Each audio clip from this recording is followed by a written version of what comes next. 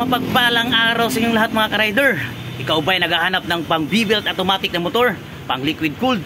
Ito ang mas bagay sa iyo, ang Honda Click 125 latest model. So bago yan, bigyan natin silip ang kanyang specs, function at benefits. Sulit nga ba ito? Tara, let's go!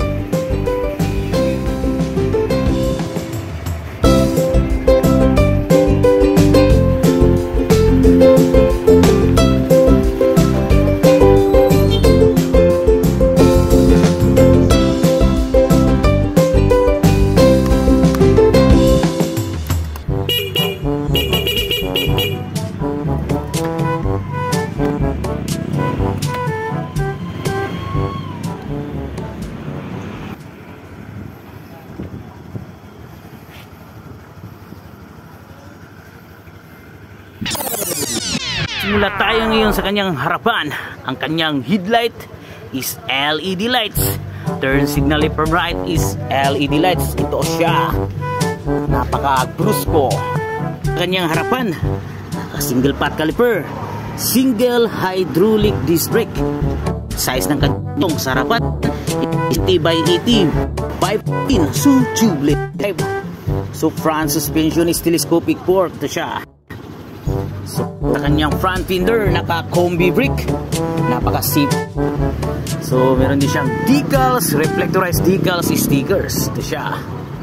Napaka-galante, napaka-angas. Fuel supply system is fuel injection. Sa tail light is LED lights.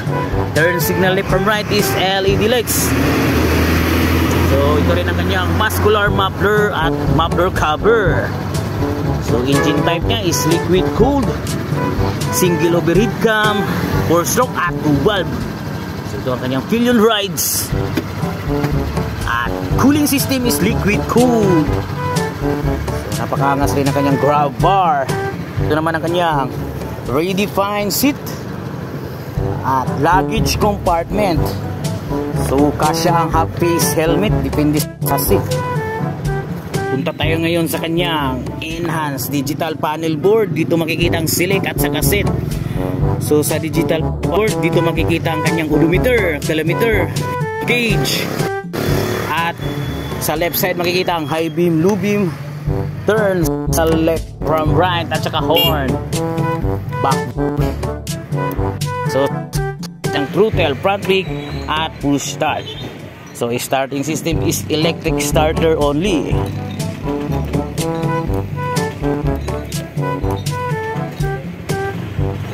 So meron din siyang SMG, Smart Motor Generator. Ito yun na rin ang kanyang wide footboard with flexible riding position. So model ng kanyang battery dito nakalagay is YTC6B.